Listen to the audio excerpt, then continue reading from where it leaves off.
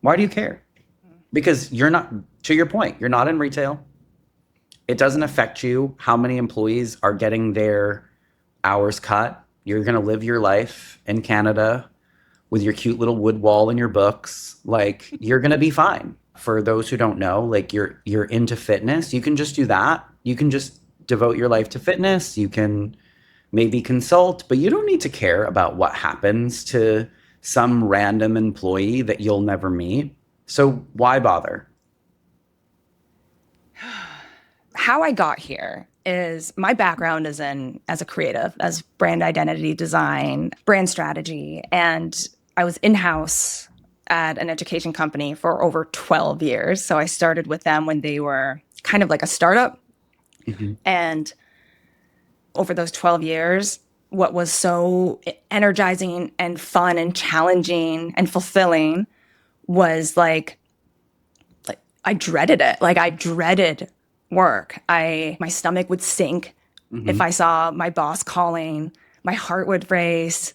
I was constantly like preparing well thought out emails that like were nothing, no one could point out anything, and to document things and proving that I was like anyway.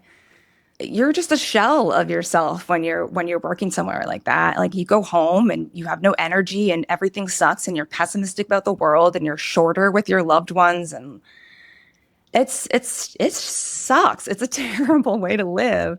So that's why I care, is because I've been the disengaged employee. Mhm. So I thought I picked a line of work that would help me stop other people from experiencing that and stop companies, even, if they're well intentioned, from giving that experience to other people. But I think what happened when I started getting employer branding work is that I realized people were coming to me because they wanted an articulate, beautiful, clear employer brand.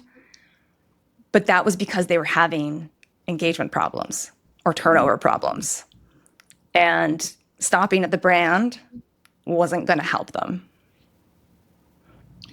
So I guess to follow up, again, you could Yeah. have stopped there, right? You could have just done their employer branding, seen behind the curtain and been like, "Oh, yikes!" But I'll create something pretty. I'll help you hide Yeah. what's behind the curtain.